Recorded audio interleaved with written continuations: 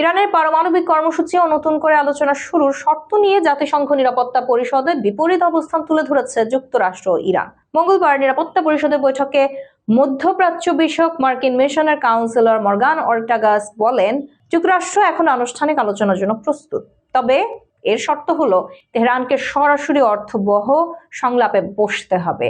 ইরানের ভেতরে ইউরেনিয়াম সমৃদ্ধকরণ কার্যক্রম বন্ধ করতে হবে। ইরানের জাতিসংঘে নিযুক্ত রাষ্ট্রদূত আমির সাইদ ইরাভানি স্পষ্টভাবে যুক্তরাষ্ট্রের এই দাবি প্রত্যাখ্যান করেন। তিনি বলেন, ইরান কোনো চাপ বা ভয়ভীতির কাছে মাথা নত করবে না।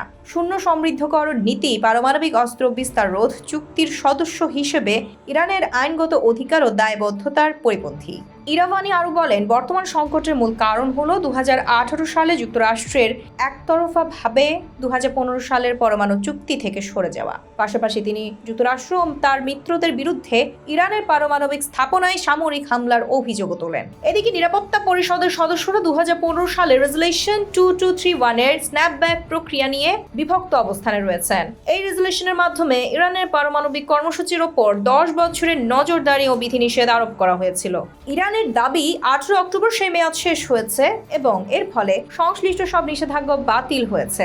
ব্রিটেন, ফ্রান্স ও জার্মানি জাতিসংঘের নিষেধাজ্ঞা পুনর্বহালের চেষ্টা করলেও তেহরান তা প্রত্যাখ্যান করছে। ইরানের এই অবস্থানকে সমর্থন দিয়েছে চীন ও রাশিয়া। চীন ও রাশিয়া বলছে, যুক্তরাষ্ট্র চুক্তি থেকে সরে যাওয়ায় এই স্ন্যাপব্যাক প্রক্রিয়া আর কার্যকর করার সুযোগ নেই।